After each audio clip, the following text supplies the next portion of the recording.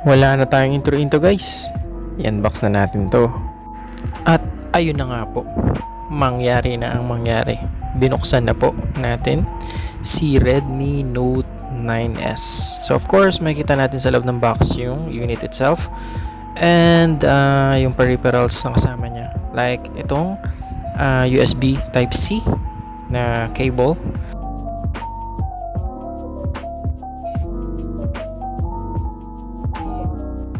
Syempre guys, hindi natin iiwan yung partner ni USB-C power adapter or power brick. Capable na rin siya guys for quick charging.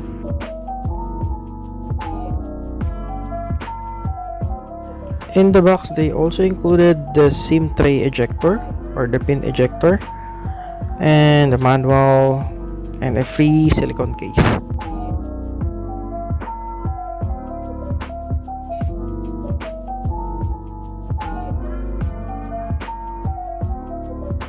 So let me preview to you guys the Redmi Note 9S Quick Spec.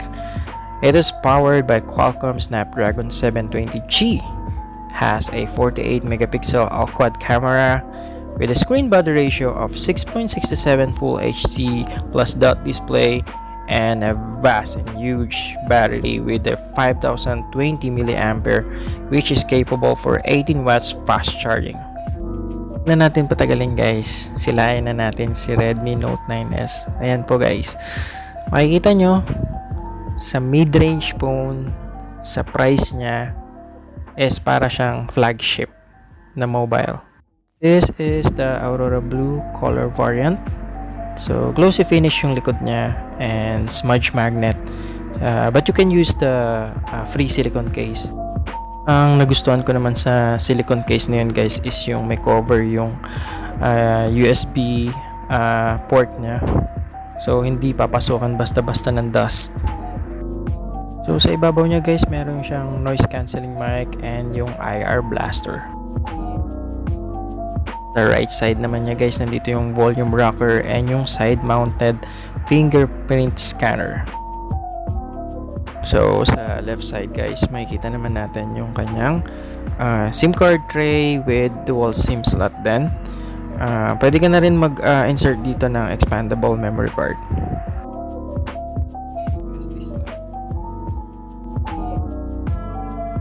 Dito naman sa baba guys, makikita natin yung headphone jack, yung Type-C port, yung mic, and yung speaker grill. So as I said before, yung screen display body ratio niya is 6.67 inch Full HD plus DotDisplay. Upper portion naman ng display, makikita natin yung camera niya na punch hole, which is 16 megapixel. Guys, I forgot to mention that this display is a Corning Gorilla Glass 5, which is matibay-tibay na siya, and IPS display na rin. Tumako naman tayo sa kanyang camera guys. So it has a quad camera, and the first is 48 megapixel, which is yung main camera niya, which has a 1.8 aperture, and yung 8 megapixel, which is yung wide lens niya and has a 2.2 aperture, and yung 5 megapixels, which is yung macro lens niya na merong 2.4 aperture, and last but not the least yung 2 megapixels, which has a 2.4 aperture. Ako tayo guys dito sa front facing camera niya, which is punch hole na merong 16 megapixel 2.5 aperture. So guys, for battery charging naman po tayo, from 0 to 30 minutes, naka-reach po ako or na-achieve natin yung 39% battery charge.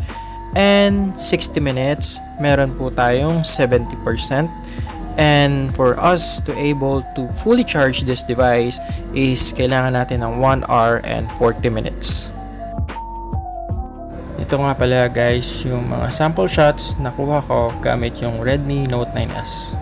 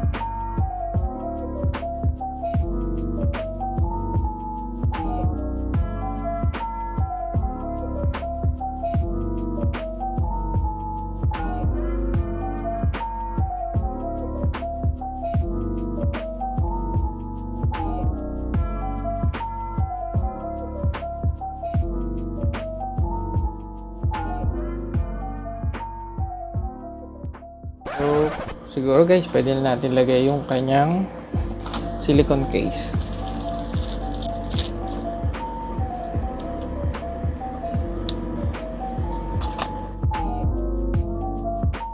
At ayun na nga guys, natapos na natin i-unbox si Redmi Note 9S. And yung pre-review ko sa kanya is hindi siya mukhang mid-range na mobile phone.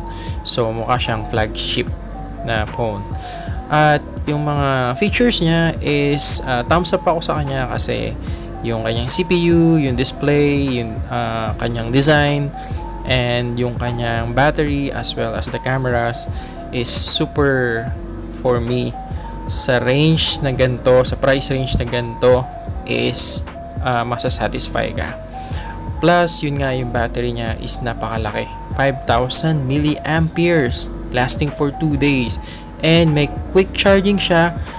Yun ang catch guys. So, 18 watts ang sabi ko para sa quick charging. Pero ang sinama nila na charger is 22 watts. So, ayun lang guys. Sa susunod na review guys, ipapakita ko naman sa inyo yung capability at yung mga photo shoot na nakuha ko dito sa phone na to. So after a week, i-review natin uli siya. Bye bye!